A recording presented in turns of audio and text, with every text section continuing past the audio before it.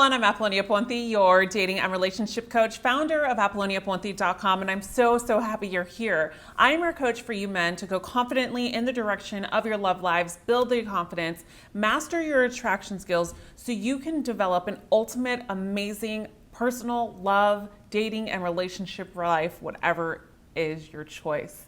In today's video, I'm going to talk about a serious topic here that has been requested, and it's how to gain your confidence back after an abusive relationship. If this is your first time visiting, I thank you and I welcome you. I invite you to just subscribe to this channel so you can get notified every time I post a new video. Now, one of the biggest things when you suffer and you go through an abusive relationship, especially as a man, as the dominant force that we have, you are created to be, let's just say, and where people want you to be.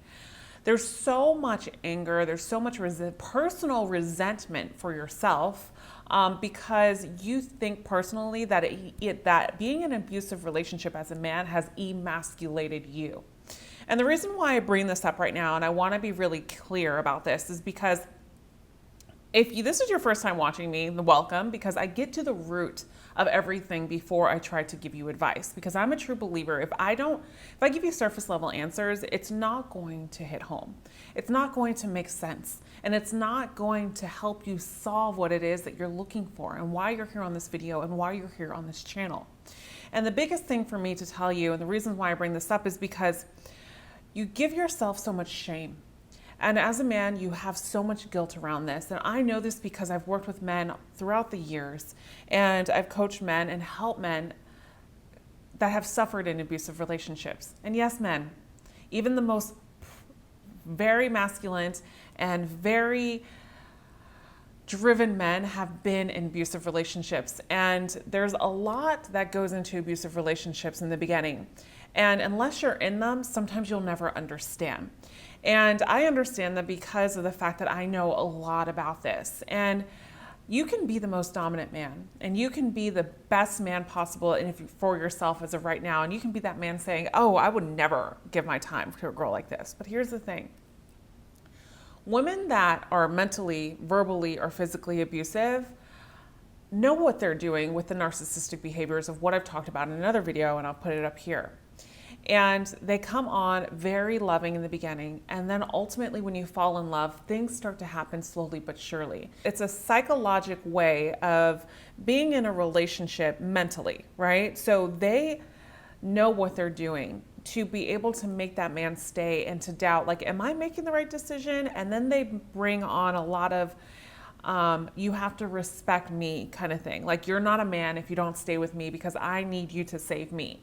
So they use the masculine role against men like this. And the reason why I want to nip this in the butt at the beginning of the video is because men need to stop hating on other men. We need to support each other. I'm saying we as I'm a man, but I work with you guys, so it's just easier for me to do this. I want you guys to start supporting each other. And let me tell you something. I know so many men that have suffered from abusive relationships and have came out of them mentally, physically, verbally, whatever it is, emotionally, and have came out of them and done the work and have flourished and are sending me wedding invites because of the fact that they finally found a woman that they love. And just because a man has been through the situation doesn't make him anything less than you, or doesn't make him anything less than the other man before him or in front of him or right now. So now that I got that out of the way, and we know the bigger picture of where this is coming from, how the shame happens to you as a man because it emasculates you because of everything else that you think. I wanted to nip this in the butt because I want to be clear that things can happen to the most powerful people. And it's about how much time that you spend with this person in order for you to really get good at saying no to the wrong people and get good at saying yes to the right people.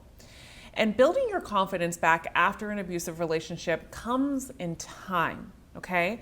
And the first step here, and what I want you to pay attention to, is everything that I've talked about in the beginning of this video, is stop putting so much shame and guilt and emasculating your self-worth because you're a man and you're never supposed to be abused. It happens. Once you get over the shame and the guilt surrounding this whole situation is the first step on how you can rebuild your confidence. And I encourage you from the bottom of my heart to do this. I know it can be painful and I know it can be hard, but understand that you're nothing less. You're only everything more. So the second tip in this, in regards to building your confidence after abusive relationships, are to really focus on where it stems from. Right? So where were you in the time? What was the need for you to be with this person? And it goes a lot deeper. And I talk a lot about this in my Master Your Confidence audio seminar, which I dissect and I help you get to the root of this. So if this is something you need help in, I really encourage you to download that seminar, and I'll put it in the description box below. But not only that is getting to the root, is also tip number three is going out there and doing something that scares you. Finding the person that you were before you entered this relationship so you can become that new, thriving, amazing man. It's so important to challenge yourself to do things. Like, I know a lot of people have a fear of public speaking, let's just say, and you have a fear of public speaking, go join a class where they teach you how to public speak and start speaking in front of those people in that classroom of 10, 20 people. Challenge yourself. Why? Because what happens in your mind and in your brain when you challenge yourself is your endorphin levels get a rush. The dopamine is an all-time high when you are nervous, when you're challenged, when you challenge yourself in so many ways, that when the dopamine level drops and you have succeeded and you have overcome your challenge, there's a new profound confidence that actually magnetizes within you, and you feel so much better, where the point of mentally it balances out your endorphin and keeps it on a positive note of what the body is willing to do and give you. And the reason why I kind of go into, I guess we can call it scientific reasons, I don't even know what I'm calling it, but the reason why I say this is because it's so important to be clear on the reasons of what this actually does to your body. And this is why, and this is how confidence is built. Confidence is not built by you living in your lacks, by you living in shame, by you living in guilt, by you listening to other people demean you. How confidence is built is by you making the action. You've already made the action to press play on this video. I want you to start making the actions to succeed in your life when it comes to confidence. Think about a level. Tip number 4 is think about a level that you are confident in. Are you confident in your business? Do you have a great home? Do you have a great family? Do you have a great mother? Do you have a great father figure? Do you have a great brother relationship? Where in your life are you most confident in? And reflect on that relationship or that something. And once you reflect on that relationship or that something, I want you to encourage yourself to either spend more time with that person or do that something and invest that time in that one thing. Because that is where your happiness is going to stem from, and your surroundings, and that's what you have to do. And then lastly, like always, no matter how healthy you are or unhealthy you are, and this time I encourage you to hit the gym, to hit the ground running. I love to do cycling. I love to do like soul cycle classes and kickboxing. And this is something that helps so much. And I really suggest a lot of my clients to do kickboxing or to train one-on-one, especially when there's a lot of anger inside, a lot of resentment that they're holding on to, because this actually helps in the process of what you're trying to heal.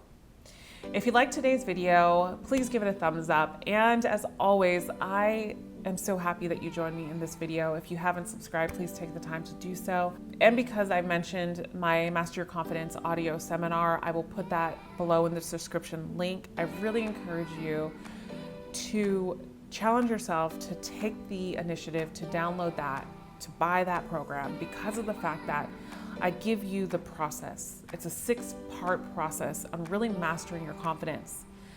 And in that seminar, I don't just give you every level of surface level things to do. I go deep with you. So if you're ready to do the work and commit to it, I'm ready to show up for you. I'll see you again in that next video. And remember, you are always loved. Bye for now.